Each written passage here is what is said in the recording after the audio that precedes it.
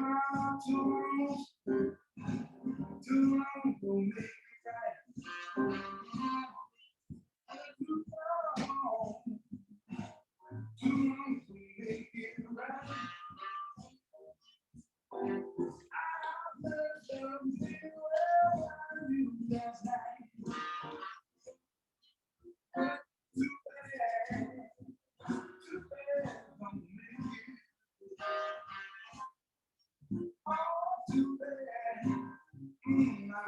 bad for me, too good.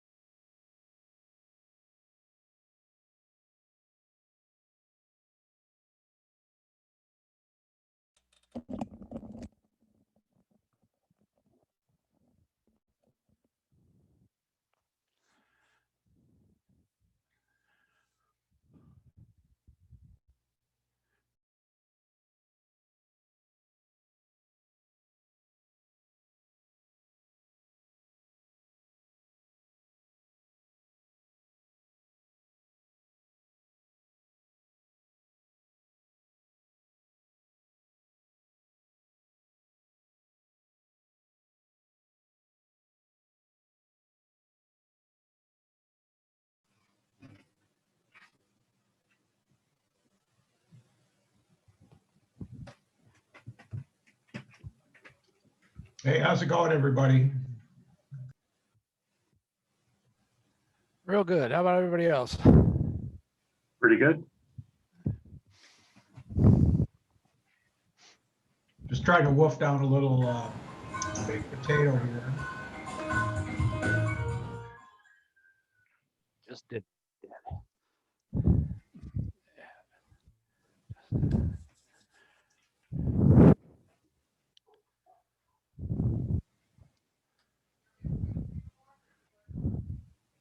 All right.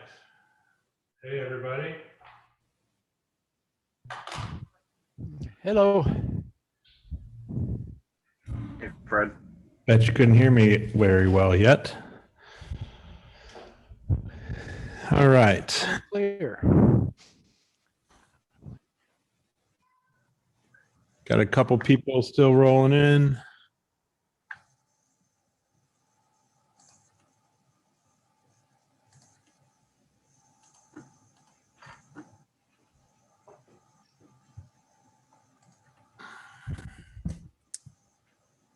So, how's everybody doing? Any questions thus far? Nope. Nope. All right.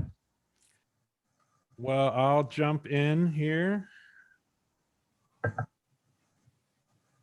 and get started. So this week is business plans, and this is kind of going to touch on everything for the rest of this semester, really. So the business plan is what ties all these elements that we're working on together. Today, we're going to cover the overall structure and illustrate kind of the intention. Some of these elements we've covered in the first half of this class. Some of these elements are coming up. So it's a bit of a moving target. And so I just wanted to bring that up because there'll be parts of this that we point to today and we don't go into detail because those details are coming up. And parts of these things are going to illustrate, oh, that's why we were learning the first part of it. So that's a little bit of the overview there. And I may as well just jump right in. So let me get my screen going here.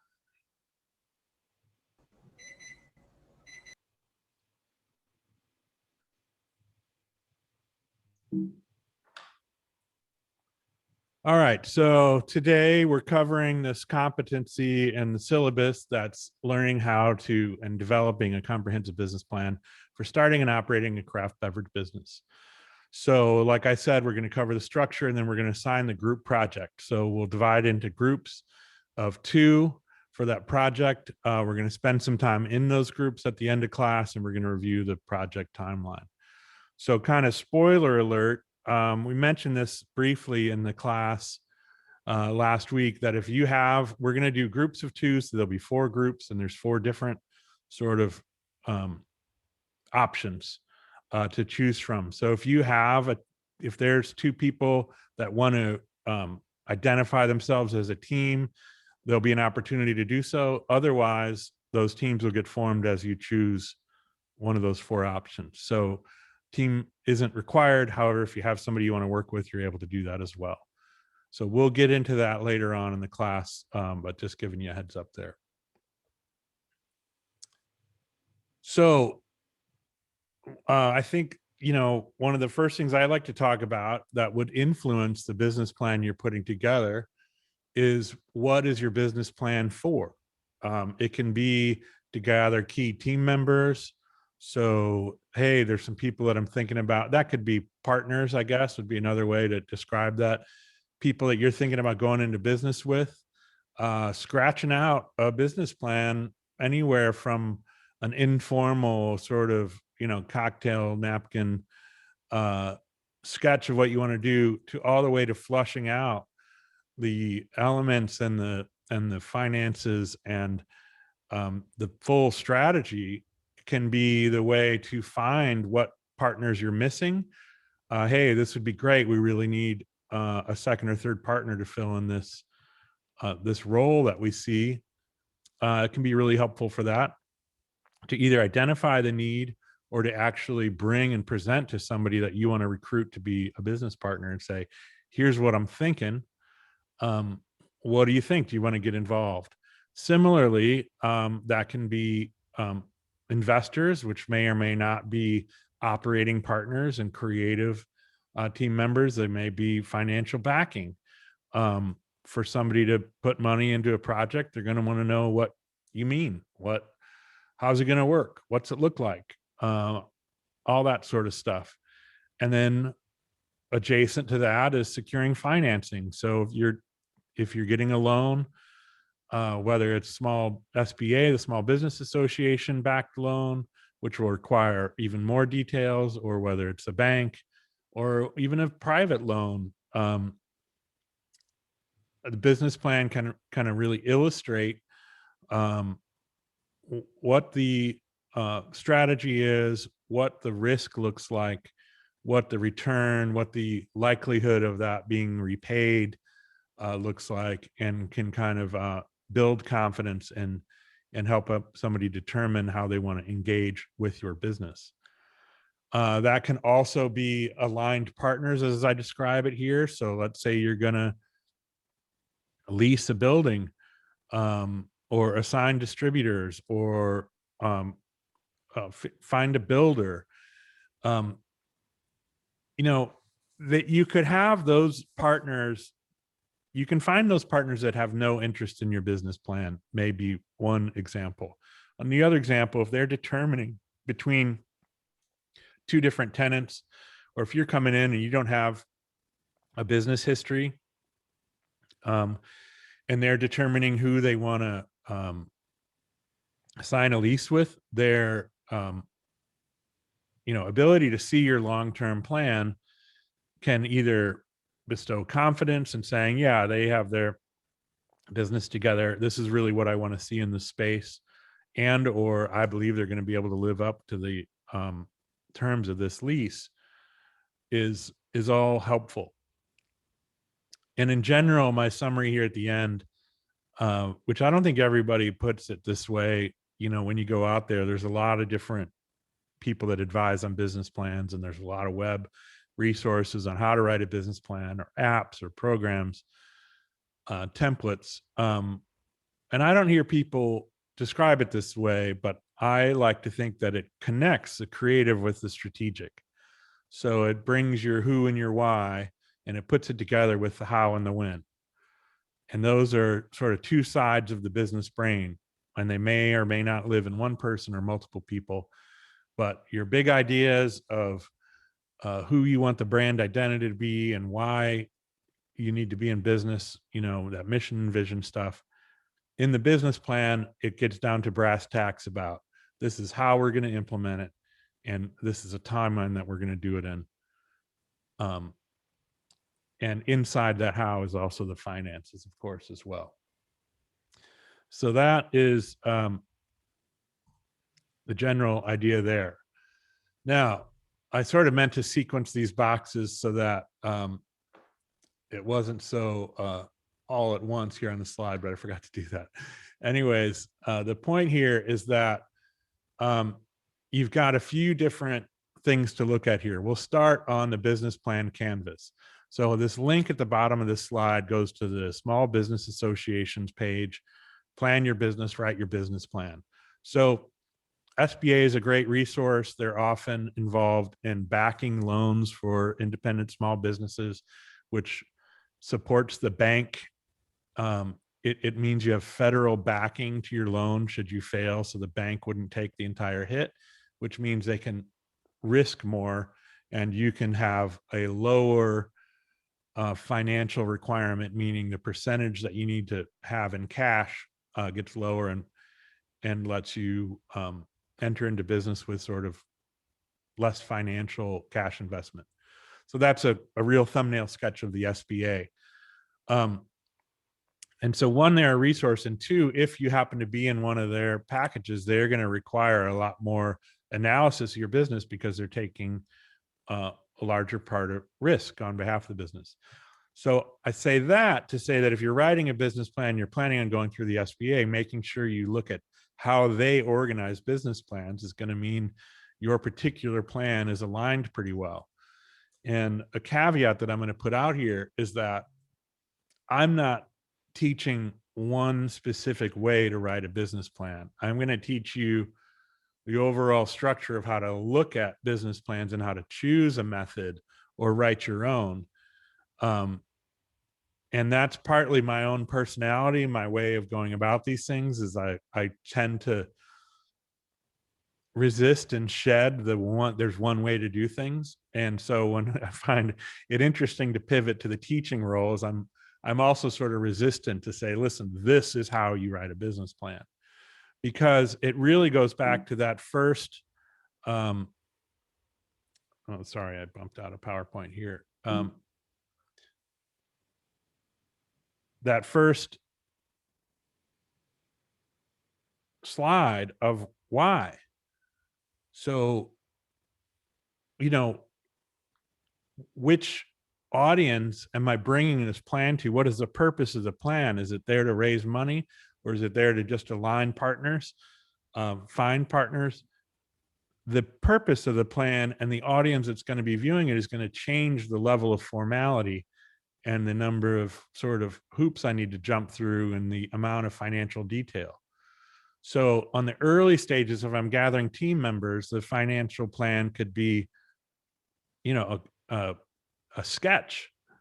If I'm taking out hundreds of thousands of dollars in debt and somebody's deciding whether or not it's ready, the project is ready for that, then my financials are likely going to be more detailed and also likely to be in the format of the requesting party.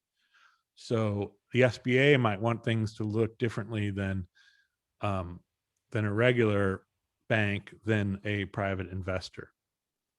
So with that said, the SBA includes this business plan canvas, which is meant to sort of produce the lean business plan over to the right.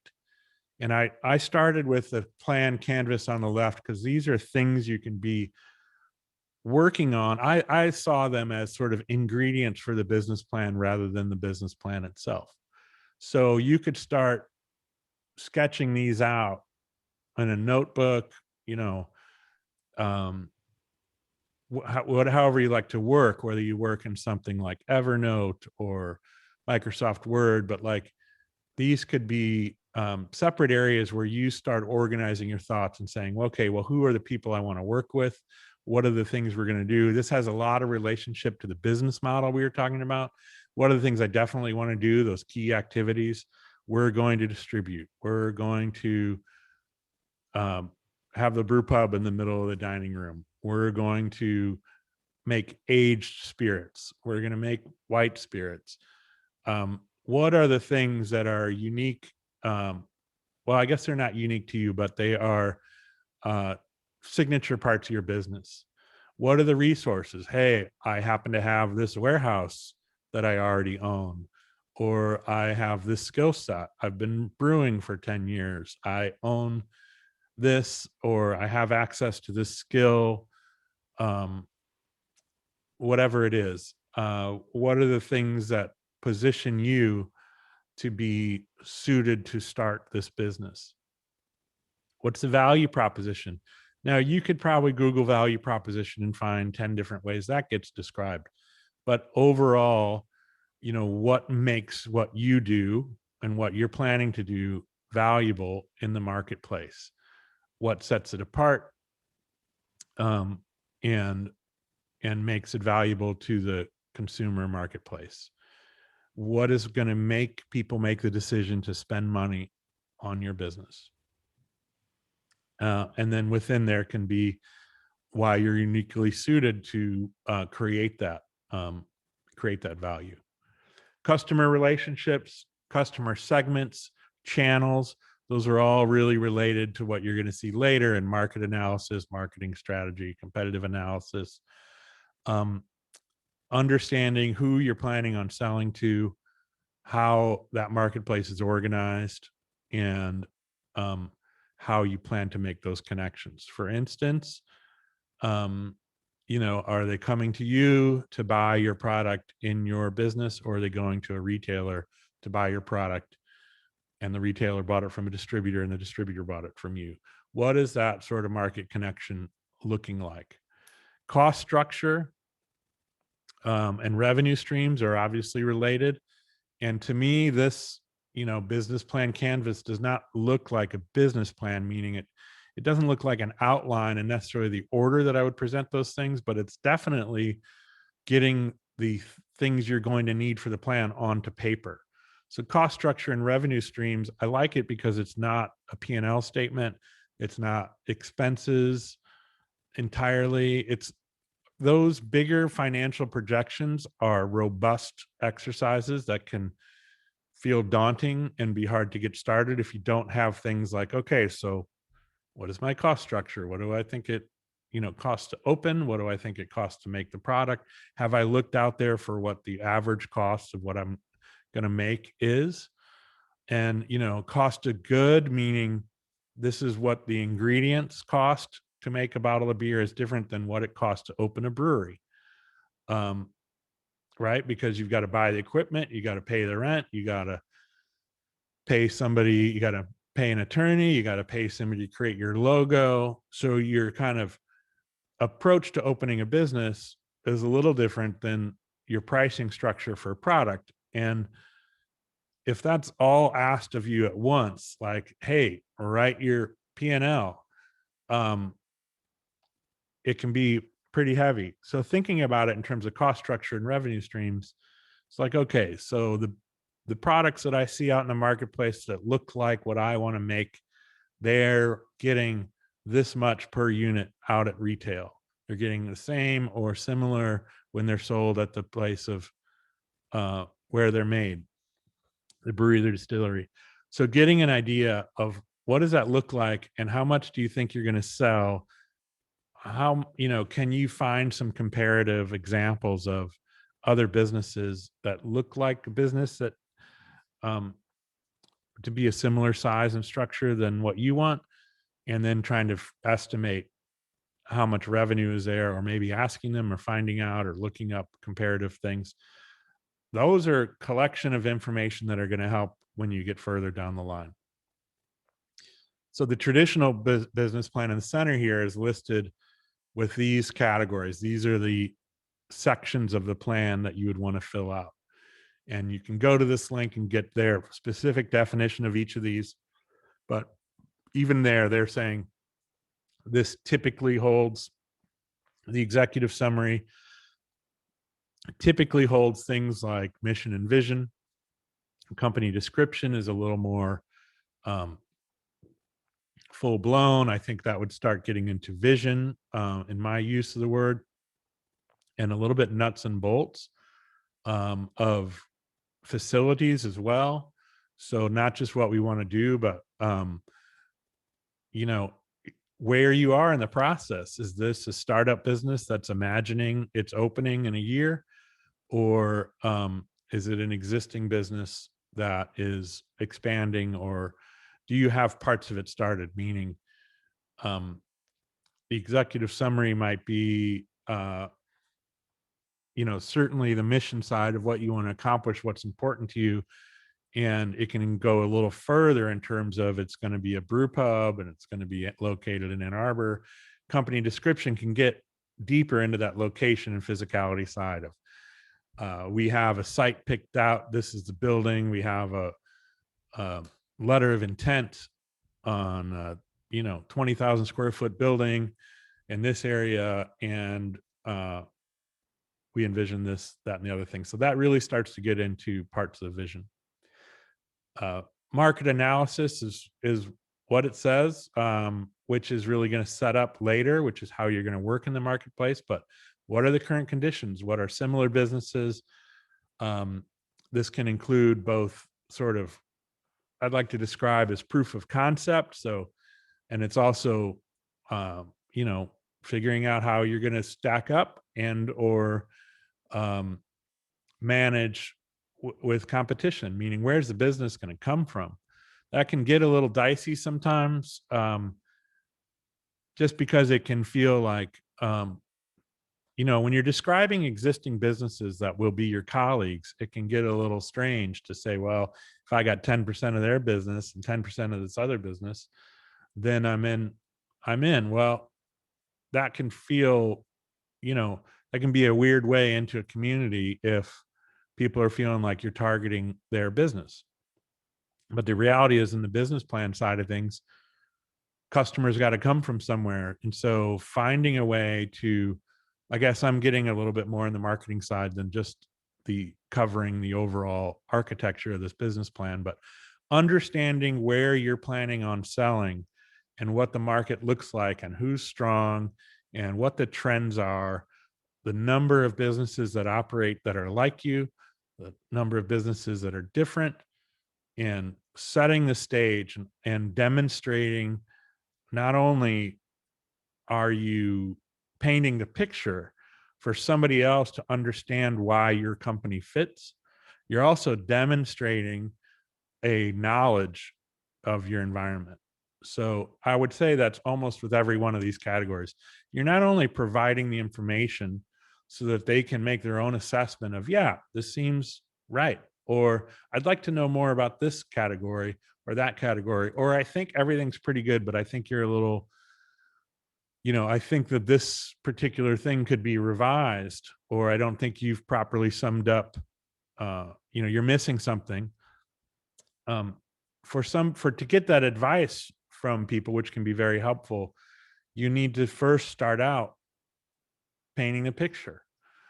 And then at the same time, what I was just saying, and this goes for all the way through financials, you're also sort of interviewing for investment in you, whether it's financial, whether it's somebody committing to work with you, join the team, share their resources, whatever it is. So the more competence that you can express as you go through this, the better. And I say that with market analysis. I think it comes up for me is the idea of opening your own business can be very insular and solitary in that you spend your time working on the thing that you see you want to make. But it's also important to make sure you're spending the time educating yourself on where the market is. So, and then find a way to create your own, I don't know what I want to call it, sort of shifting of hats, so that, and I guess for me as a creative person, I like to insulate myself from accidentally, from getting exposed to others' ideas or thinking, well, I don't want to necessarily go tour other restaurants to open a restaurant and feel like I'm summarizing other people's ideas into mine. I want to write, I want to be creative. I want to create something brand new. So I want to, if I'm writing something, I may pause reading for a moment so that those other authors' style don't accidentally come into my rhythm. That may be sort of quirky and unique to me, but that idea of, hey, I'm creating a business, why would I want to go look at others, can interrupt having a strong awareness of what's happening around you. So you need to know your business climate of your community. I would even say communities. So your neighborhood, your city, county, state, region, country. What's going on with American beer right now? What's going on in the Midwest? What's going on in Michigan? What's going on in Ann Arbor? What's going on south of Ann Arbor, if that makes sense? And being able to have an awareness there and yet stay as a unique brand identity, that starts to really be where people stand out as being ready to put a business forward, is that ability to go back and forth. Anyways, I got stuck on there for a little bit. Organization and management is describing team and structure and how you're going to create the team. It could be key personnel if you have them already identified, or areas where you need them. That'll also start getting ready for some of the financial projections, because you're going to need to know about employees and costs for personnel. Service and products sounds kind of dry in a traditional business plan, but what are you going to make? What are you going to sell? What are you going to provide? Are you providing services? Are you providing products? Most businesses, especially in our industry, are providing both, because we have some level of delivery, we have some level of service, especially if we have a tasting room and we're also producing things, we're making products that people buy. As simple as that is, that can be described as your approach. I'm going to focus on German style lagers, or American style IPAs, whatever. But it can also be, I expect to have 4 year-round products, 2 seasonal, and a couple of single batch specialties, so that you start to set up the structure of how are you going to project your financials on how many of which things are you selling for how much. It brings us to marketing and sales. Seems pretty obvious, but covering these things in a business plan requires a little more detail. It's that can be either side in terms of sequencing of financial projections, but it's really going to create it's demonstrating the method that you plan on reaching your consumers, describing which consumers, what segments, and what's the method, and how are you going to, what's the logic behind creating your financial projections. This can go into different levels of detail depending on how you've organized the plan. This could have sales forecasts that are robust and creating a one side of the financial projection, meaning this could include sales revenue. And then in the financial projections, you would pull from the sales revenue and add operating expenses to start creating the overall picture of profit and loss, or pro forma. Funding request. So are you raising capital? Are you requesting a loan? That's really conditional to what the business plan is being used for. And that would be linked to financial projections. So if somebody's loaning you a bunch of money, they're going to want to know how you're going to pay it back, and that you have a plan that looks reasonable enough that even if it doesn't go, and nobody expects the plan to be executed to the letter, that everything happens just the way you said it, but they want to know there's enough cushion that if it's successful, for the most part, you have the wherewithal to make good on the note that you just signed. An appendix is a place for a lot of supporting documents. So if you have links to websites or articles or reports or examples that you might be quoting elsewhere or wanting to refer people to, so like using the Brewers Association year-end report on the trends for microbreweries across America. It's a good place to kind of list those resources and educate. I think one thing I really wanted to say with this is that one of the roles of a business plan is to educate the collaborators around you.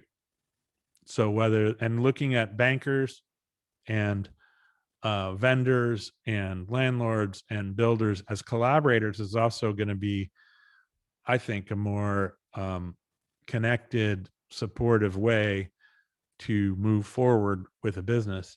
And the business plan is your opportunity to educate them, whether that be about your marketplace, about your process, about your brand, about your finances, about your team, you name it. All these are areas that if somebody, I think sometimes, especially when a category like brewing has become more robust and more popular, we make some assumptions that everybody knows what we're doing.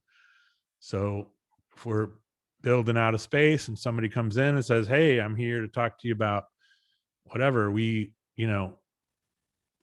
serve restaurants in the area, and they want to tell you about their business, it's also important for you to tell them about yours so that they kind of understand how you work.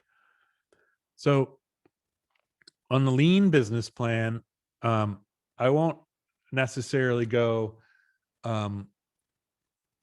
through this in the same level of detail because it's somewhat another way of looking at what we just went through with a traditional business plan. The lean business plan is a specific thing linked in the small business SBA guide, which, I haven't been through this particular method. I've been through my own versions of this. But this is meant to be, if you don't have the same requirements of a traditional business plan, thinking of it in these regards of identity. Who are you? What's the brand identity? What's the company? Who are the players? Who are the key roles? What's the problem you're solving, and what's the opportunity? I think they actually have solution in place of opportunity, but I thought opportunity made more sense. Like, the problem could be our small town doesn't have a brewer or a distiller. It could be, nobody's making. There's a, for instance, if you go back, depending on what area you're in, the market problem, and I don't think everybody looks at this as not all businesses are going to use that term problem, but it's still sort of saying, what's your purpose and what is the market condition that your company is going to address? And then the opportunity is, what are you providing to address it?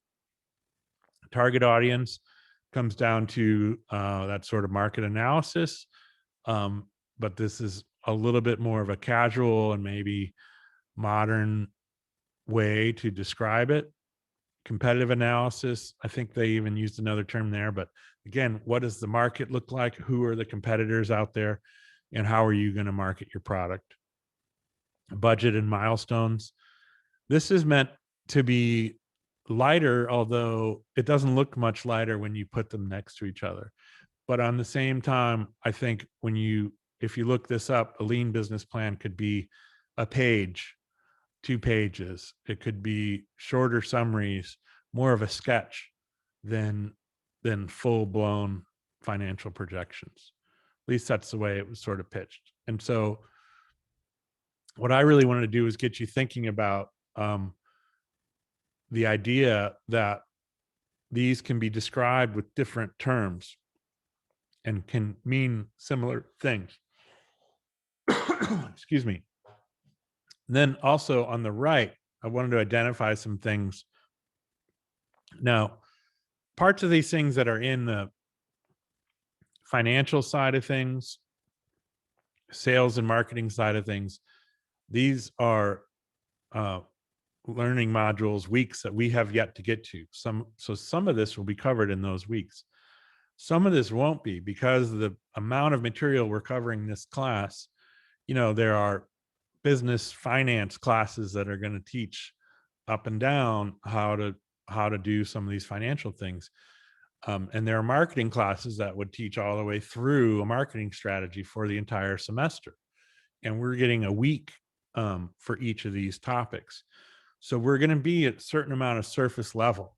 And all this won't necessarily get flushed out, but we're going to at least build a familiarity with the mechanisms and the techniques and how they relate to putting a business plan together. So that's partly what I've done with this box off to the right of additional terms and techniques. Is SWOT analysis is another piece that you'll see in a lot of business plans or strategic plans, which is where they'll use a box and identify the strengths, weaknesses, opportunities, and threats to the idea.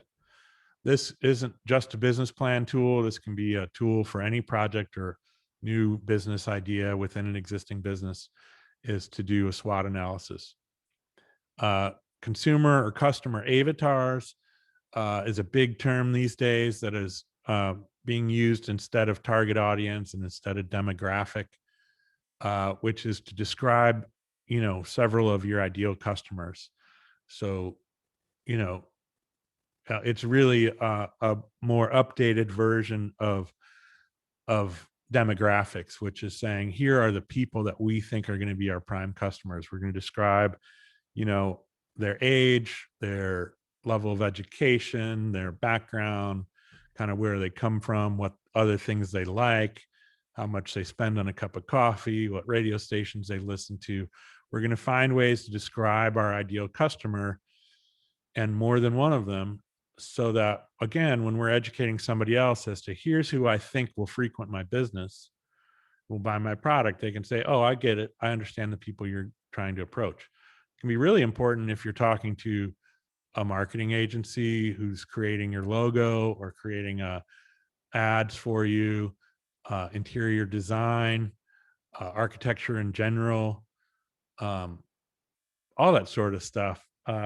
If they're going to shape parts of your business that make connections to your consumers, there's got to be a way to describe who you're trying to reach.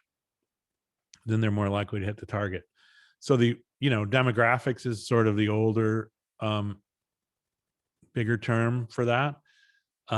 Neither of these traditional outlines coming from SBA had that, but I think it's definitely within target audience and within market analysis. Where are you planning on selling and who is in that environment and how much are they buying of other things right now? Starts to really be part of demographics. Pro forma is a style of financial analysis, or pro forma is sort of a future analysis of your finances on, it's like a forward-looking P&L, and P&L is profit and loss statement, which is different than cash flow projections. So I'm the last person we'd want to teach an accounting class, but these are terms that are out there that you'll want to understand and have somebody working on, whether it's yourself or an accountant, depending on the level of depth that your business plan is going into. For instance, in a traditional business plan, going for a big loan, you're going to need pretty detailed financial statements that are going to include versions of these things, maybe both. You might have one in order to get the meeting, and then they say, this is a great start. I want to have another meeting. Now what I need is 3 years of cash flow projections. So these might come at different times and for different meetings. It may not be one business plan fits all, but hopefully one business plan would feed the next version and they would be helpful to one another.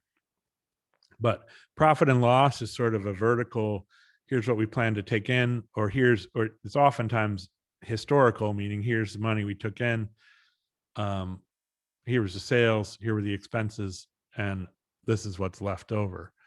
Cash flow is dealing with your ongoing, the reality of what's in the bank at the end of this month and the end of next month and the end of the month after that. And so it involves different accounting principles that can get pretty tricky pretty quickly. So right now, and really throughout this class, we're going to just at least understand the difference and identify the terms and not necessarily go into those accounting principles themselves. This is a little preview for next week. when we talk about numbers and pricing and forecasting, we are going to get to the sort of the basics of what would create a P&L in terms of understanding how to forecast and deal with pricing and margin and understand the mechanics and create some roughed out projections. That's going to be about the level that we get into, not doing cash flow. We might be doing loosely what would be considered a pro forma, I suppose, but just to give you an idea there. And I want to, when I first started doing a business plan long ago, it was really intimidating. For one, there weren't as many resources in terms of apps and things that'll help bundle it all together if you want to use one of those. But it was that financial piece that really just felt overwhelming. And so my advice here is to understand the business plan's role.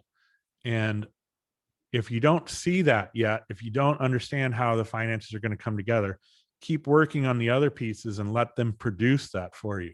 So continue to work on, well, what are our products and where am I selling them? And then start figuring out how to ask good questions and get good answers from the parts that you're sure of. Well, I know I want to be here. I know I want to be this size. I don't know what size, but that company over there looks like kind of what I want to be. Continue to work on answering the questions you can, and eventually you'll find you have enough information to start projecting finances. And then you might, in your own working, prior to being in the loan meeting, the business plan is also for your own assessment, for your own team to say, do we have it yet? And you could go through a first round of business plan and say, well, this looks like a great company. This looks like I want to do, but it just doesn't raise enough money to afford the space we had planned. Okay. So now you've created a good question that will require you either say, so we either need a smaller space or bigger revenue. Which path do we want to pursue? How do we want to solve that problem? That first round business plan would have at least brought a flashlight to the areas that need work. So I think what I'm doing is trying to reduce some of the pressure on the first business plan. Is even if it brings up a problem, that is part of its job, is to look for the things that aren't in balance yet and the things that need to be solved prior to it being a successful business. And if you can run into those problems on paper, you might be able to avoid them or reduce the number of them that hit once you're brick and mortar. So also wanted to point out that Schoolcraft has resources beyond this class. So we're going to work on creating a fictional business plan. And I encourage you to include some of your own, some of the ideas you might have for a real business. So this business plan might influence your business plan for creating your own business. But I wouldn't put the expectation that it is going to be your business plan, right? So you might be able to work out some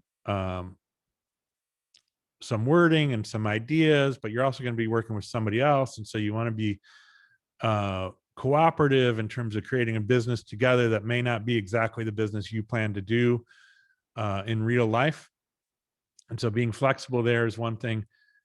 And I also just want to say, this is a great practice run, but digging into your own business plan that you're going to be putting real dollars and cents into might require a deeper dive and a longer look. And so reaching out to the Small Business Development Center that's part of Schoolcraft is a great resource. And then there are also classes. These are a little bit more business writing. These aren't the lower ones here. They're not business plan specific. But I've been working with the CEPD, Continuing Education Professional Development. I'm offering a couple classes in the fall that are outside of the normal curriculum. We're doing a leadership class and we're doing we're doing a leadership series, which is company culture and then leadership lessons. And then following semester, we're doing kind of presentation skills. So along those lines, there are different classes that can help you in this realm if it's an area that you feel like you need more work. But specifically, the Small Business Development Center could help with a business plan, as will the SBA. So that's both. I wanted to list resources, and then I also wanted to just acknowledge that the business plan you're putting together for this class is not intended to be locked up and ready to go and ready to take to the bank for a couple of different reasons. But if you're working on that plan, there are resources that'll help you. Okay, so that said, oops, I didn't mean to stop the share. Well, that's a good place to start. So the next slide is providing the assignment and talking about the structure of the assignment and what we're looking for. So knowing that each one of the elements of the business plan gets covered at some point in the class, and in a couple of slides, I'm going to sort of give you a little bit of a matrix of what's on deck and how it relates to the business plan, so that you can sort of stage working on your plan based on, well, let's not work on the numbers part until we have the class on numbers, for instance, unless you're feeling strong and you want to get something ready and then compare it. But I'm going to give you a little bit of a roadmap. So before, I've got maybe a couple of slides of talking about how we're going to do the project itself. Does anybody have questions on the subject in general, on anything that we just covered in terms of definitions or how does it work?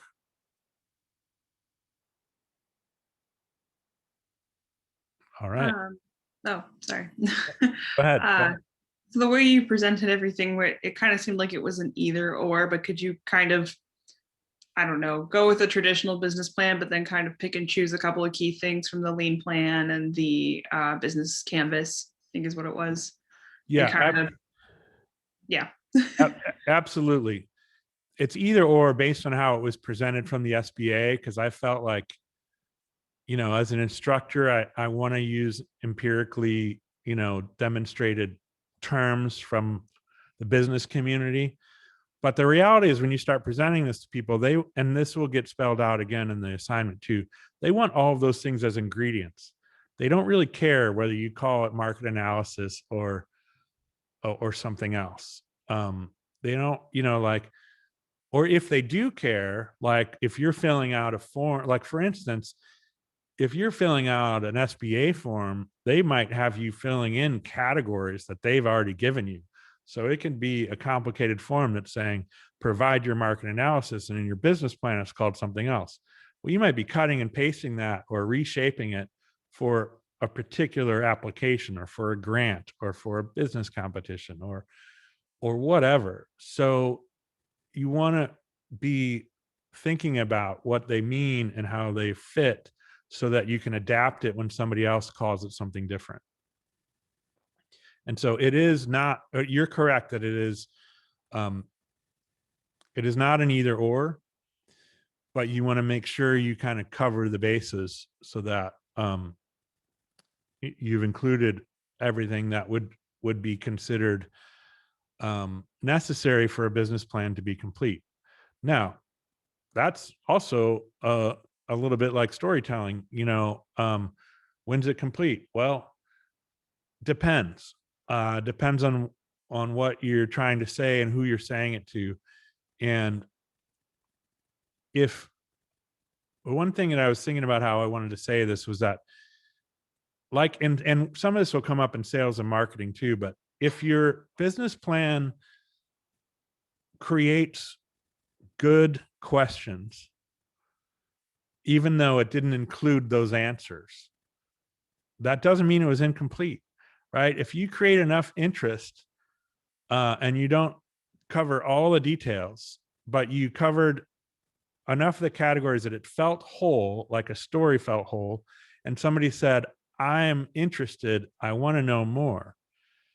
Let's go further. Let's add on to this. Then it might have done its job. If it feels incomplete in that things were wholly unaddressed or just didn't seem like it covered the bases, meaning, well, it sounded like a great idea. There was zero financial awareness or details. There wasn't even so much as a, summary of, I think we can bring in this amount a year, or I don't know what. But if it feels incomplete, like unaddressed or unaware, well, then somebody could read it and just like a resume that didn't get them excited, just toss it aside and say, I'm not taking a meeting. They don't have it together. The business plan wasn't ready. They may not, so that's kind of more of the lesson that I want to talk about is you've got to make yourself be the judge of, has it covered the elements of a traditional business plan and done so in a compelling way. And then my caveat is that the level of detail is going to change based on who you're presenting to. So reading the room, deciding whether, the financials are typically one of the biggest probably toggles between what level of detail you share or not. If you're presenting to a group of people who you're just trying to gauge interest and get them interested in the idea, you'll want to have enough that demonstrates the what's the word I'm looking for? Kind of the reality of success. That, yes, this looks like it would work. That's reasonable. That makes sense. You've thought about it. Great. Now let's move on to whether we want to be partners or not. It's sort of like there's just degrees of getting to know a business. And there might be stages where that reveal becomes more important. But it's really good to have, if the higher the stakes are, the further you are along in your process, you may want to have that really detailed pro forma and cash flow analysis, but not necessarily share it right away.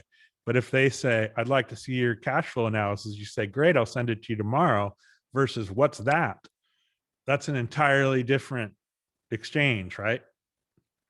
So there'll be parts of this you may hold back in certain presentations.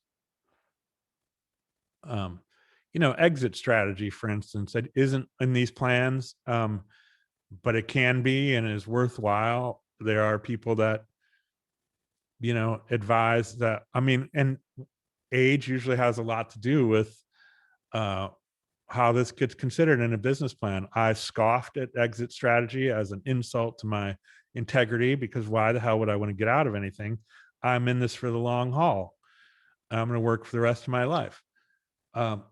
Well, at a certain age, it starts to look different. And not only, you don't necessarily, for me, my creative style is like, well, I'm not building this to sell it.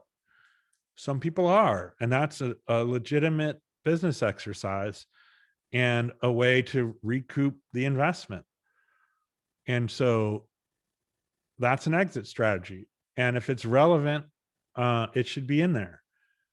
But again, I bring that up partly because that's something that, whether you share it or not, may depend on the audience and whether it's relevant to that audience. And detailed financials shouldn't go to everyone. You should have a certain level of confidentiality, I would think, prior to going into the big details. And somebody who, also, like, if you are, I don't know, I'm just trying to think of a context where it can be like too much detail. It could cloud the creative side of things. If you're trying to get a partner invested in the idea of what it's going to feel like to have this business existing, and you start out and give them a spreadsheet that could be the wrong info at the wrong time. Does that make sense? So it's interchangeable. And the other thing that makes it difficult to think about teaching, especially because I don't come from this,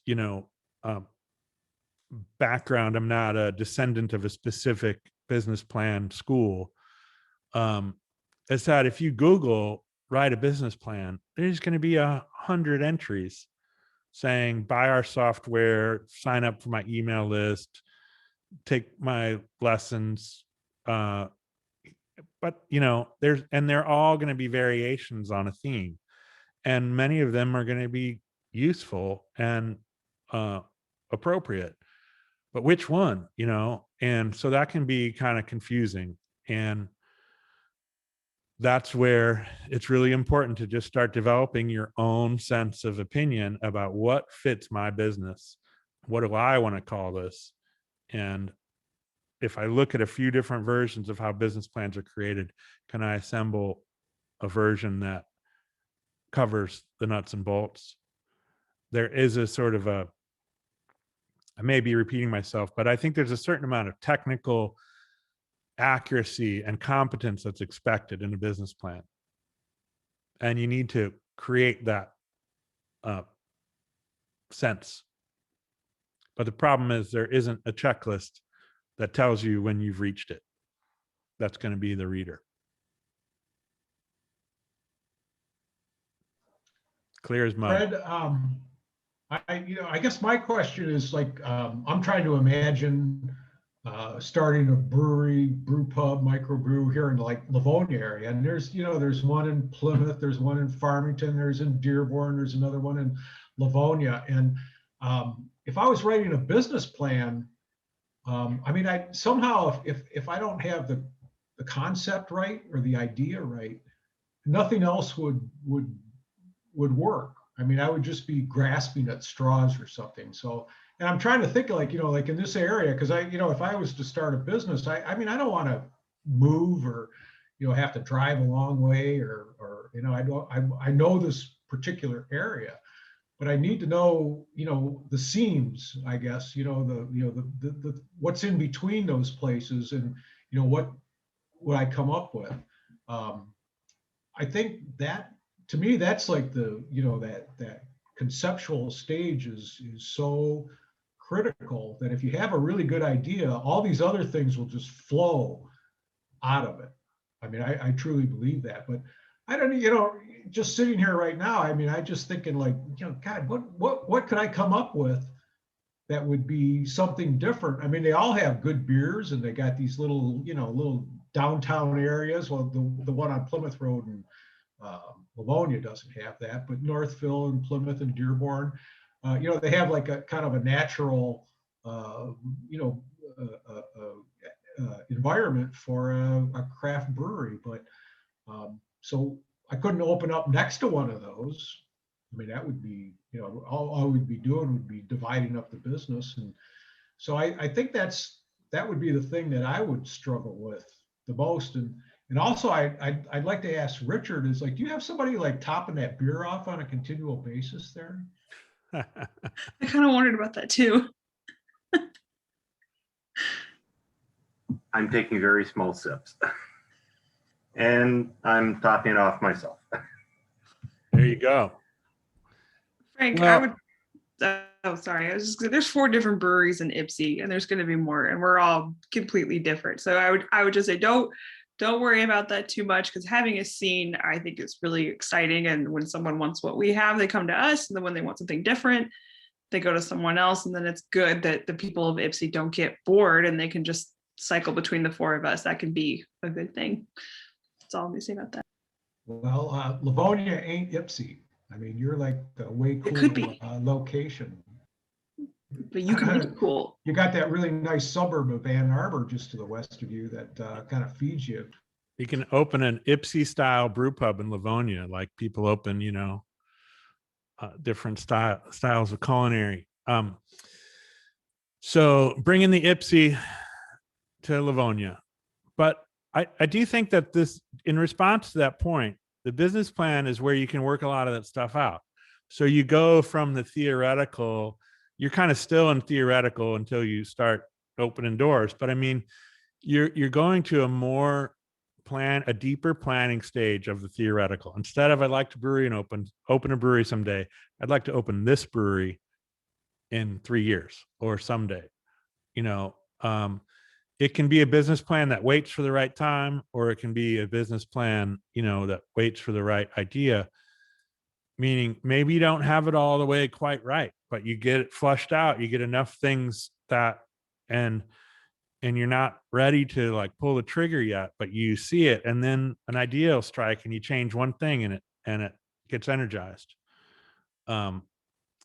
Oh, I had this business plan, and I didn't really know where or what or how, and then a building opened up, or a business came up for sale, or I met somebody who happened to be that partner that I didn't have yet, and now we can make it work. So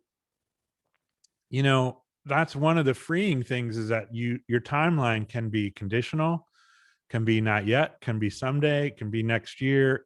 The amount of pressure you put on the timeline is up to you. If you have something that's indicating that it's got to happen, well, then put that in. That becomes part of the plan. It's like, listen, we got to be open by May of 22. If that's a condition, then plan around it. If it's not, then it can be a sketch waiting for an opportunity, which can be really powerful, because then the opportunity happens and you don't start with a blank page. You adapt, say, okay, well, this is pretty much there, and I'm just going to change a few things.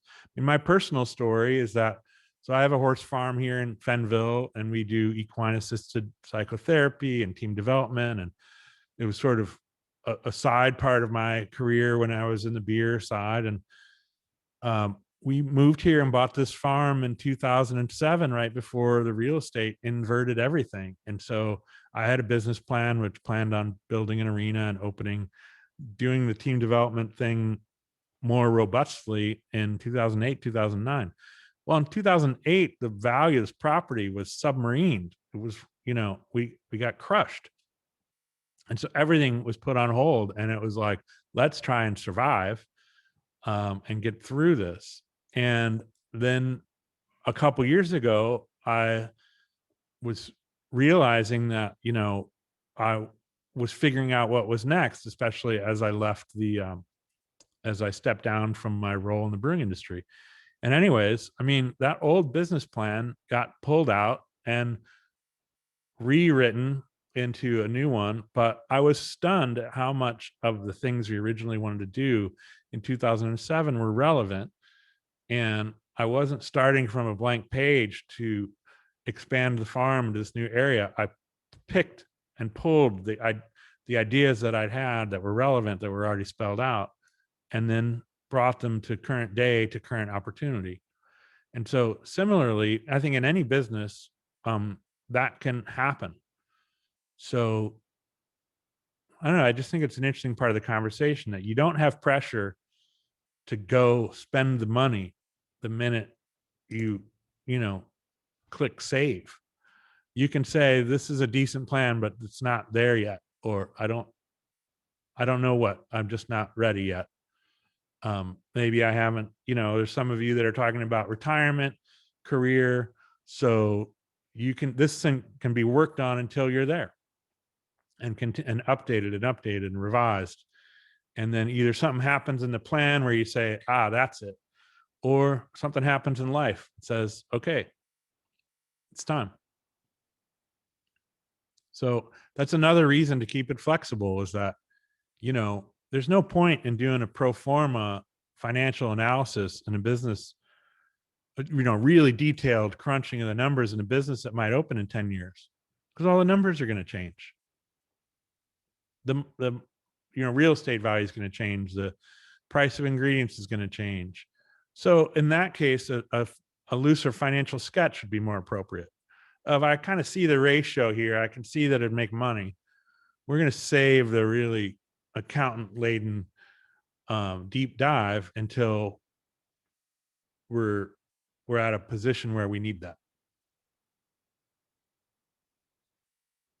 So any other questions, or you want to jump forward into kind of describing the assignment and how we're going to look at that?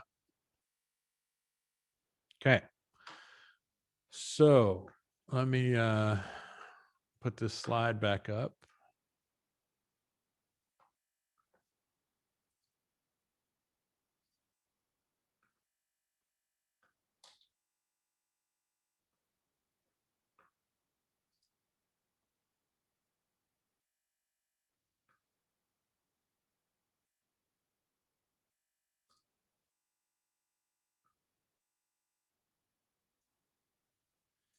All right.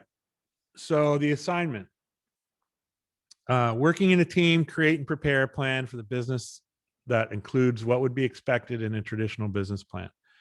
The team may choose the purpose of this plan in terms of who the audience is that's receiving the plan and what they're working towards as next steps, meaning you are going to set the conditions. This is a plan suitable for bank loan, investor, future partner. You know, you can kind of create who you're presenting to so that we can get the context. For instance, like I said, is it to gather partners, secure financing, or align other adjacent partners? You'll present this as an uploaded PDF file, so it needs to be sort of a presentation deck, as they say, in its finished format. And then you're also going to present it in class, both verbally and with the support of the screen. So as you might in a conference room, will just be virtual. The format of how you present it and all that is your team choice and should be relative to the context that you describe. So we're going to have in-class review, meaning the week before it's due. We're going to be able to kind of talk, you know, just status update, see where you are. If you have some in some stages of development, you could ask for input on that. We can do that in breakout rooms, so I can visit with each group and kind of get a polish on the last week approach. So if you are coming in hot on the 26th, you'll have missed the opportunity to get review on a work in progress on the 19th.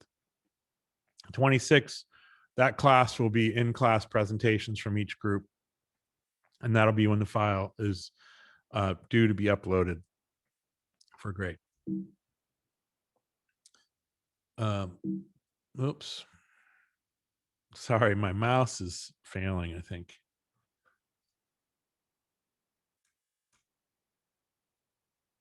All right. Minimum requirements for a business plan. So I kind of used my own version of words here and trying to illustrate that, like Hannah was saying, this can be coming from either sort of style, but you need to include a mission and vision, company overview or identity, teams and roles, at least of the co-presenters. You could also describe the whole team of the company as you see it. That's really a preference in terms of what you want to present. Market analysis or opportunity, target audience / avatar, products and offerings, financials of some sort, timeline and milestones. Good thing to talk about there, which we were just covering, is milestones could say, here are the things we want to see develop, but I don't know which year it's going to happen in. Timeline is sort of like, you know, we hope to be open by summer. And then here's what needs to happen to make that happen.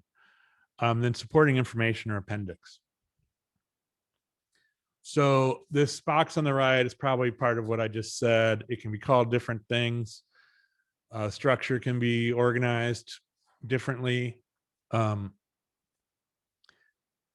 you're going to determine your own nomenclature, what you call things. For instance, mission and vision might be part of an executive summary, or might be part of something else, or it could be its own section. There's a million different ways to talk about market analysis and target audience.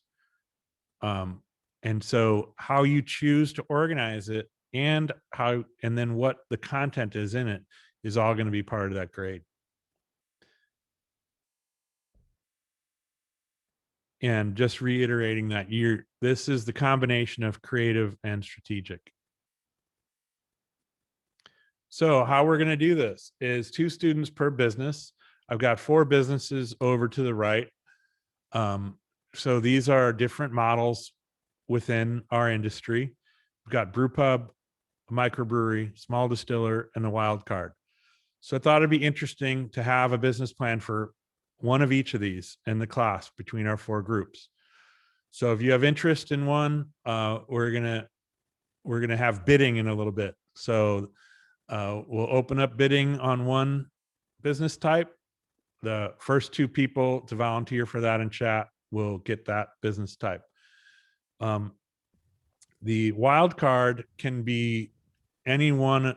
It can be either something that's not seen here, a model that is of your own design, or, you know, since these are licenses available, also it would be one of these with some sort of twist. So we're going to be a contract brewer, or we're going to, I don't know what, but just, I wanted to let it be sort of a wild card, meaning you can choose any one of the 3 of these, but we only have one of them. But all the better if it has something unique. So we're going to do that today. And you're going to have a little bit of time to gather today as small groups to start the planning.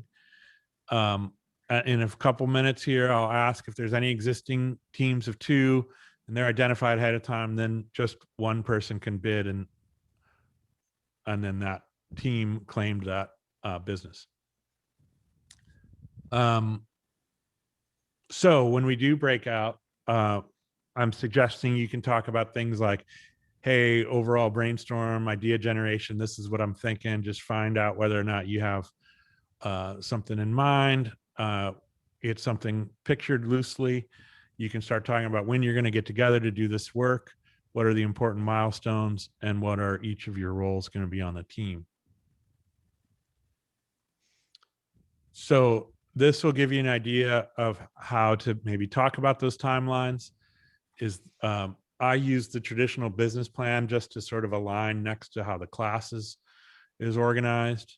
So you'll see, you know, most of those first 3 things have been covered in mission, vision, models, the 3 tiers, regulatory environment.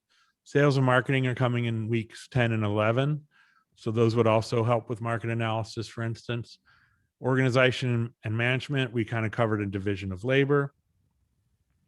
Service and products involve partly what we've talked about in models, but are really going to also be dug into in marketing and sales, which come up in late March and early April. Same with marketing, sales, you get the idea. So the financial productions and funding requests, how you want to do those, and some of the methods that'll help you develop those numbers are coming up next week.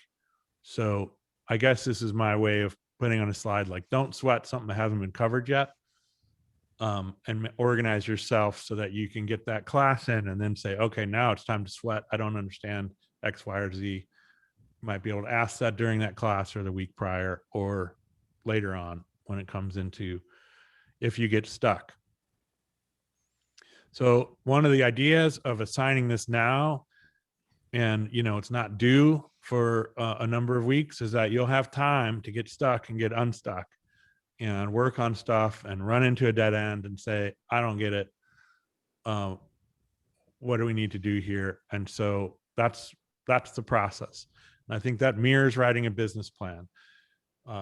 Frank, you were talking about, you know, having the idea can be hard, and there's already businesses doing this. So why do we belong? And like, that to me is part of the process, and working out a plan is where you can sharpen your idea and go from a broad stroke to I see it now. So that's what we're going to be doing over the next 5 or 6 weeks. So grading. So this is how I have it organized to be graded, is that there's 50 points total. Content completion, meaning, does this feel like a complete business plan?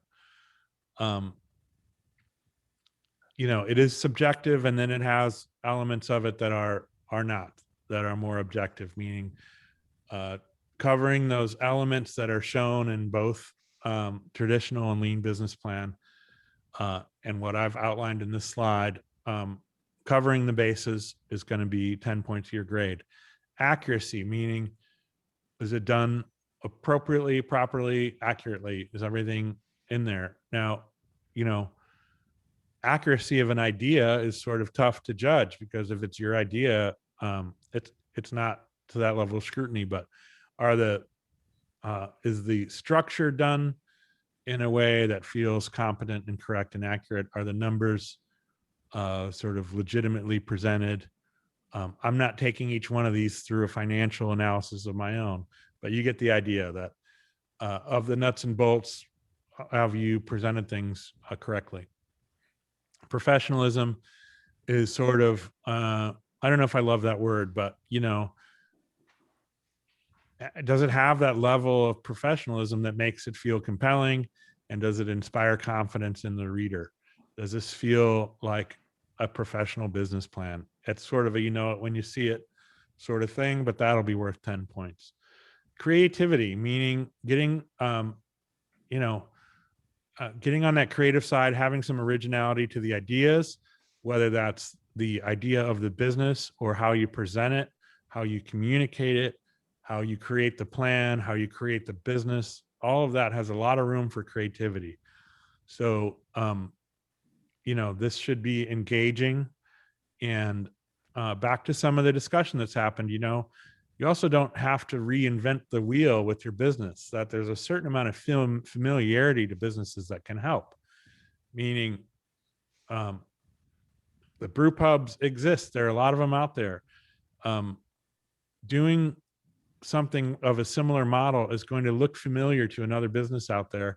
And there's a certain amount of that is good, because that means the consumer knows what you are and what to expect and how to engage with you. Somebody had the first growler and that was a hard sell. And now growlers are an established practice and there's consumers that understand it. So adopting existing business practices is not evidence of being unoriginal.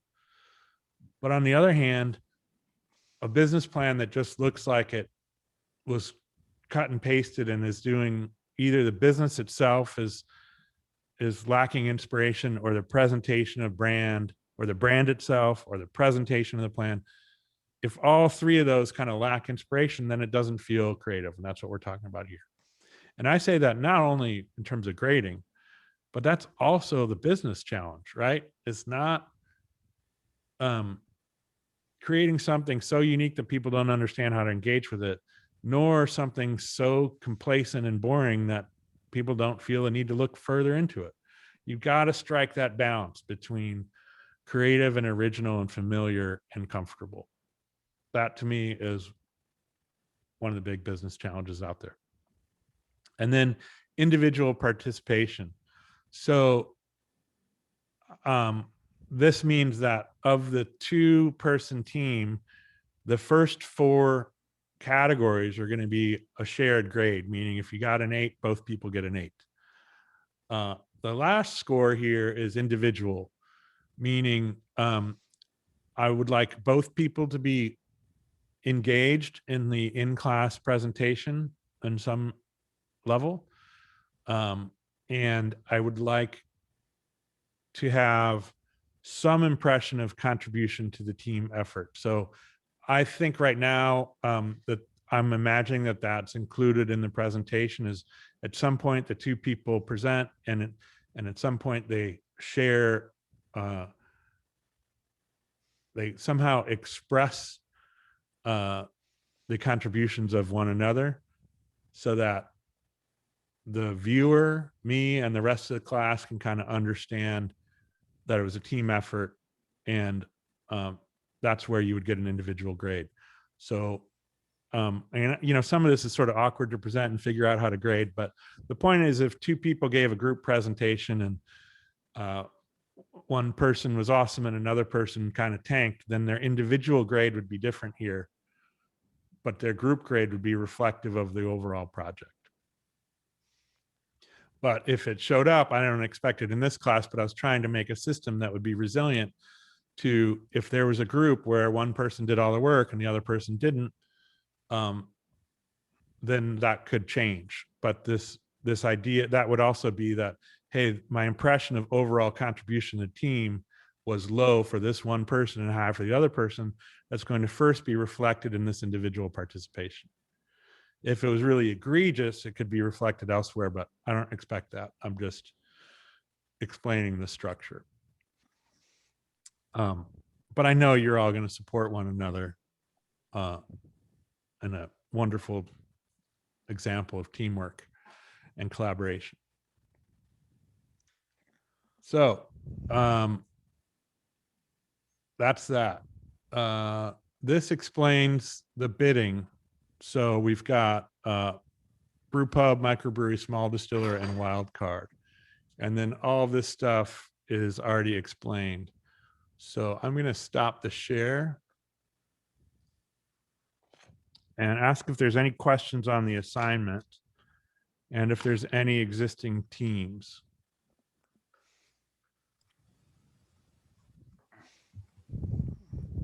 Yeah, as I say, Gage and I were gonna do a team. Yeah, Okay. Trevor. Gage and Trevor. The Anyone near, Ann Arbor want to team up? What was that? I was just gonna say, anyone near Ann Arbor want to team up? So I might be the closest one to you. probably. I don't know where everyone else is, but hey, Frank, you want to have a Livonia brew pub or something like that? I'm in Livonia as well, and we could copy each other's ideas or work on it since I'm from Livonia as well. Up to you. All right, that leaves me and you, Jim.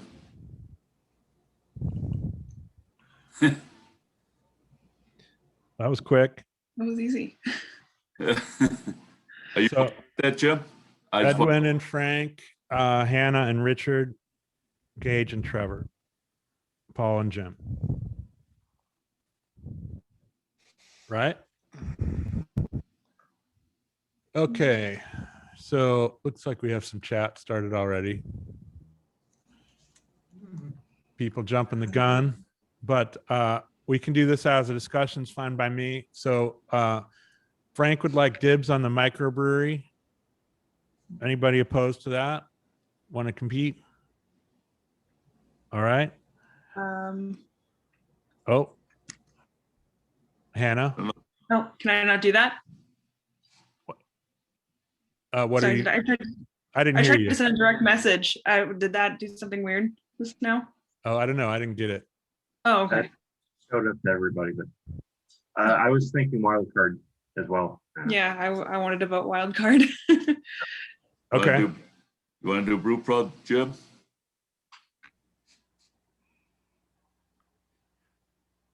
Sure. So that's yeah, fine. I hadn't quite started that right. So let's Oh, just, okay. but let's just kind of figure it out. Who is there anybody that's got brew pub on the mind? I do. Yeah, Okay. that'd be great, Paul. Not want to do brew pub. Paul and Jim, brew pub. What was that, Hannah? Oh, that's the last one. Sorry if you had your heart set on that, Richard. But brew pub, like working with food, nah, I don't want to do that. Well, microbrew went. Not necessarily. Okay. So Okay, Edwin- Fred, you said you're gonna put it up for auction. What was that about? I was just going to say, and now we do brew pub in the first chat, but that's out the window because the way this has all scrolled out. So we're doing it. I think we're just doing it through conversation. So right now we've got Edwin and Frank with micro, Paul and Jim with brew pub. That leaves small distiller and wild card. And I think we've got two people that have asked for a wild card. So anybody on small distiller as a version of their wild card. I'm good with either of those, but I mean, can you put a twist even if you don't get the wild card? Well, if the wild cards, if we can just sort of talk about the wild cards enough so that they're slightly different than one another, then I feel like what I didn't want was 4 brew pubs or 4 microbreweries. I just wanted to give a little space so that we could all benefit from hearing these plans and the exercise of working through them versus creating the same model. So I don't really have a problem with 2 wild cards, but maybe you can share if you guys know where you're going, or we can do it over the next couple weeks. I'd just like to have a little distance between the 2 so that for the benefit of the class. Does that feel all right? So the wild cards have a little bit of responsibility to shape accordingly. Well, we were thinking about doing brewery and distillery. I don't know. what the- Oh, so a distillery combined with a brewery? Yeah. Okay, well, that's cool. And Hannah, what were you thinking? Well, either something like that, or I was gonna focus on, or I have no idea what Richard wants. I'm totally open to changing any of this. But I was thinking we could also focus on non-alcoholic spirits as well as regular and set ourselves apart that way. The idea I had was having like a small brewery or tasting room situated on the lake, and having the people who live on the lake as the club members or mug members. But either one works for me. Okay, well, we got room. I mean, to me, it's good enough. Like, there's no, it's close enough for now. And if anything shows up that's complicated, we'll deal with it then. But the main thing I wanted to do is have a little diversity in ideas and get you guys divided up in a way that felt good. I'm okay. I would like to avoid it down the road because I also want to emulate some business conditions. So if, for instance, we're going to break into small groups now for a little bit, and you guys can start fleshing out the early ideas and just get comfortable with it. And if anybody wants to trade either business types or trade team members, that's open. But once we get into next week, I'd like to ride it out with what you committed to, because that's part of the process. Like, you could shape the idea, but I just would like to avoid team changes midstream or wholly changed ideas, if that makes sense.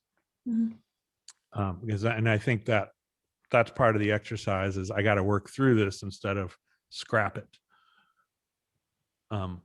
And since we're not actually requiring you to invest your money and open the doors, it's not as dangerous. We're not playing with your money? Not mine. Well, it depends. Depends on how the business plans are. I don't know. I might get excited. So with that, we're kind of there. So I'm going to go back and remind you what we are asking you to work on, which is overall idea, organizing your schedule, some important milestones, and team roles. Do you guys have enough to get started? And I'll just get you in your breakout rooms. All right, here we go. This will take me just a second, but I'm excited. It's the first breakout room. Oh. The fun and joys of computer stuff. Oh. Wait, how do we do a breakout room? You wait for me. Okay. All right, here we go.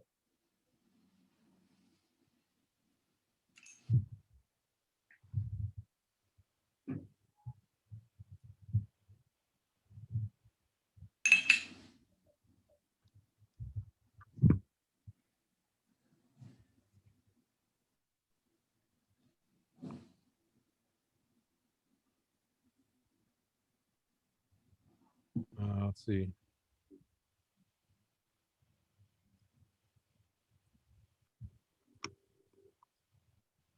Oh, am I missing somebody?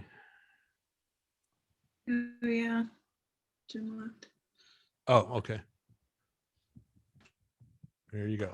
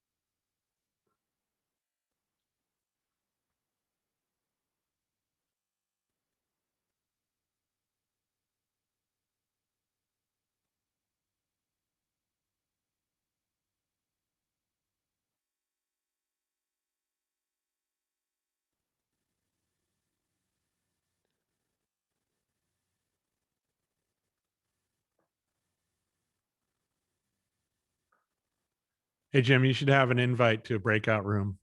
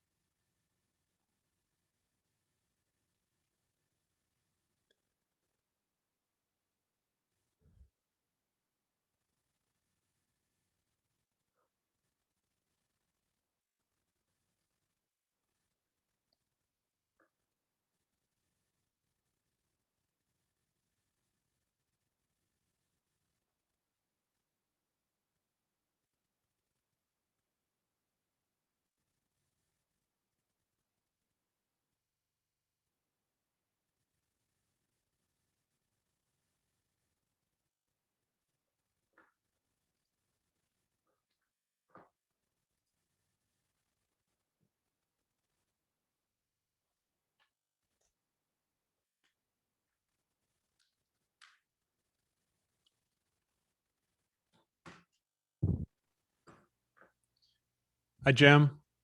Hi, my internet keeps going in and out. Could you All right. Well, transfer me over to Paul, please? yeah, we'll do. Here you go. Yeah, whenever it gets windy, we just all kinds of problems. Thank you. Oh, yeah.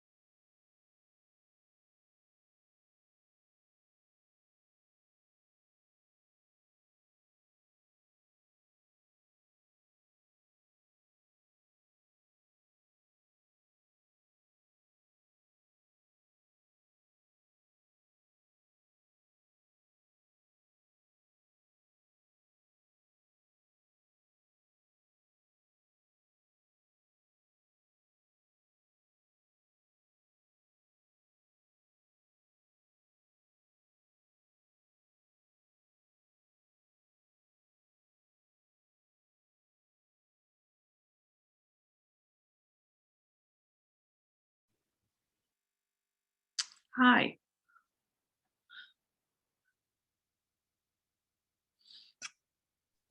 Sorry I had a about question. I had a quick question, or Hold well, on. Richard and I did. what's that? Sorry. I thought I'd grab you all. We still had time. I had a Yeah. question with Richard because so he wants to do this like brewery slash distillery thing um on a lake. I don't know. I'm hoping he'll send me articles of like the specific business model that he has in mind. Yeah. But then he was like, well, but I think we should do, I think the beer and spirits thing makes a lot of sense. And I go, well, Trevor and Gage already proposed that idea. I think we could still have a twist. But I guess I was wondering if it's too early to have you help us workshop this a little bit more. Yeah, I don't mind workshopping it, and I think that we don't know about Trevor and Gage's idea, and really, if there's two brewery distilleries, I think there's going to be some natural differences. I was kind of wanting to make sure distillery got covered. Yeah, and I want to do that too. So I don't know that I have a hard rule against it at all. We could invite Trevor and Gage in and just see where they are. What are you guys thinking? Well, let me ask one more question before we do Yeah. that. Well, I do think that's a good idea. So we were trying to decide if we should make our own spirits and beer, or if we can do like a white labeling sort of thing, because 734 does that with spirits. We brew everything in house, but then we white label and contract with Mammoth and Ugly Dog and High Five Spirits. I didn't know if there was like a sort of equivalent to that with like a distillery, but then white labeling like a brewery's products. If that's even a thing. So well, there's contract brewing. You can't open a tasting room without having some production, meaning both the brew pub requires production and a microbrewing tasting room requires production. But you could still contract brew your beer for distribution, or you could be contract brewing for someone else. If you were a microbrewer, you could be making a portion of your beer for someone else's marketplace. So could we just be a microbrewery with a wine license as well, and then white label spirits? Yeah, you would need a distilling license to bring that spirit in bond to bond. So if you don't want to make the spirits, then that business plan, if Gage and Trevor, and I think they would be making the spirits, is my guess. Okay. That would be enough of a twist. Okay. Yeah, because I don't know if it's going to be like New Holland where they actually make all their own stuff, or if they're going to do the white labeling thing. But yeah, if there's not too much overlap, then I think that probably covers all the ideas that Richard and I had anyway.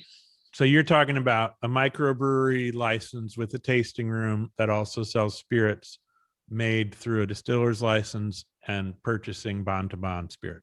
Yep. Is that fair? Yes. Okay. I'm good with that. And we'll see where Gage and Trevor are. I don't really need to check on it. I think there's going to be enough differences that two brewery distilleries and a brew pub and a micro, to me, we're good.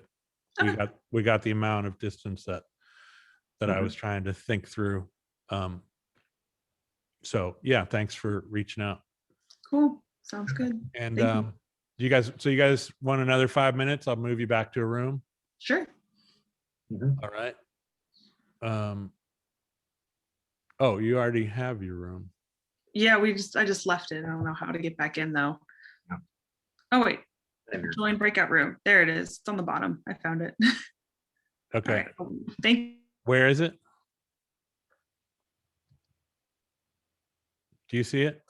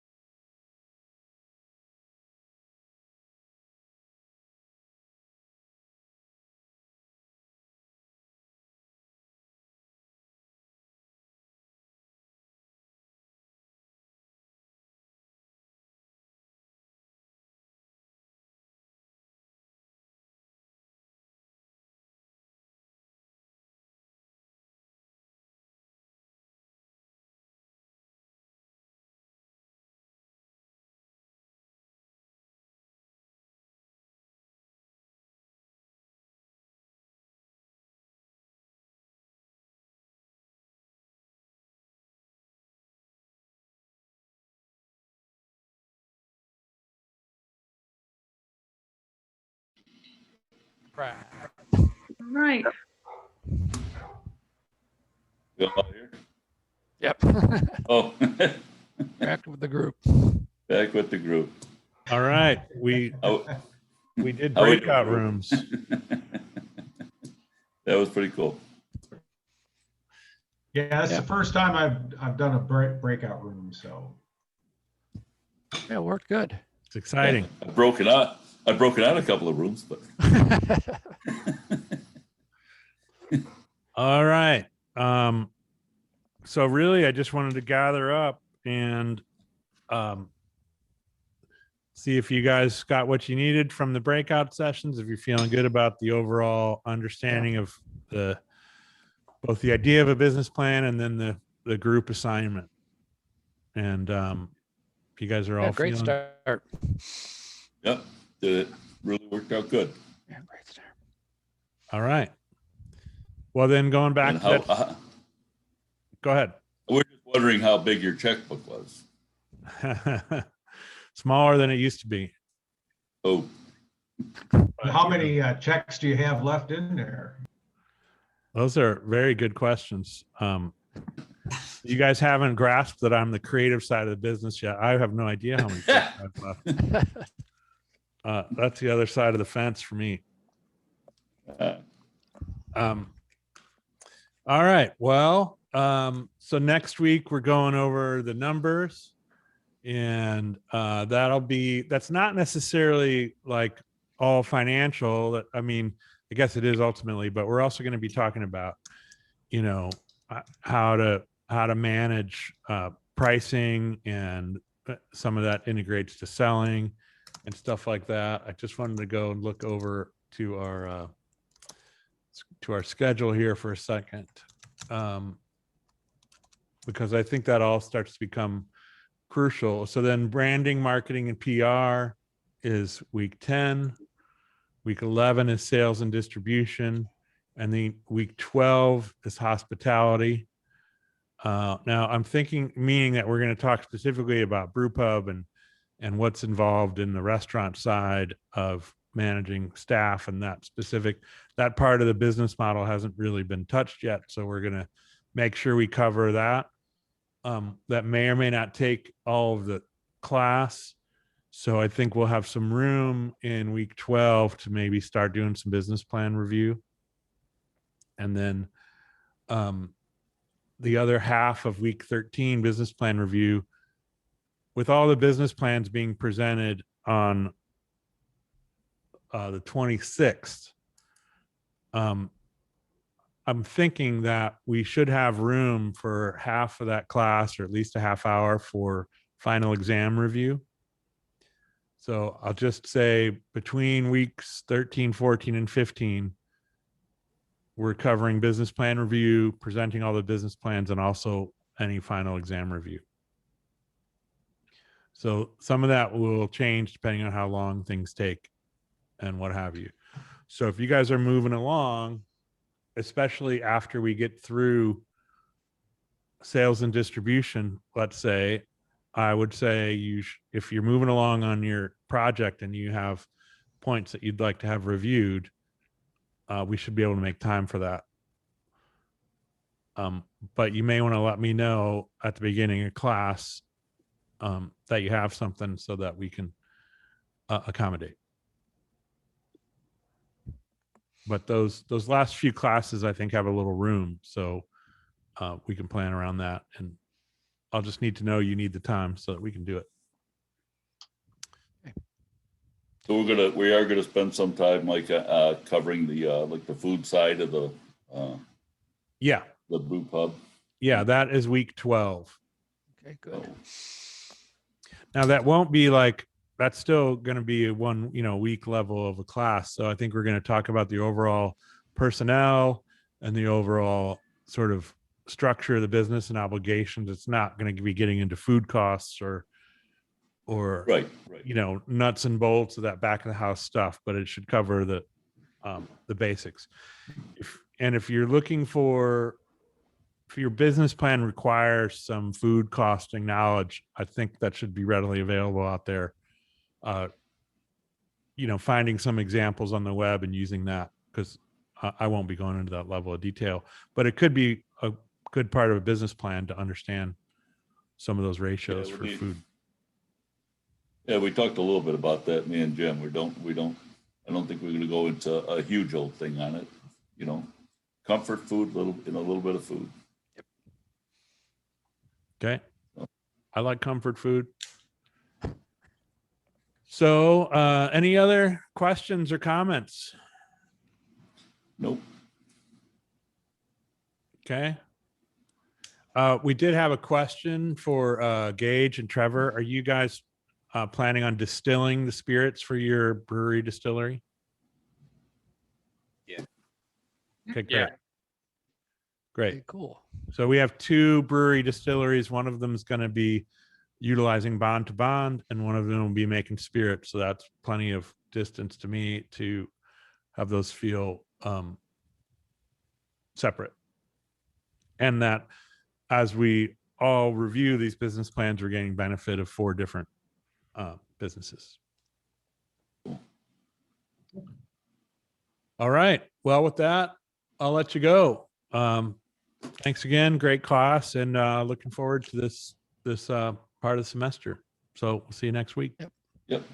All right, See good you next night, week. everybody. Good night.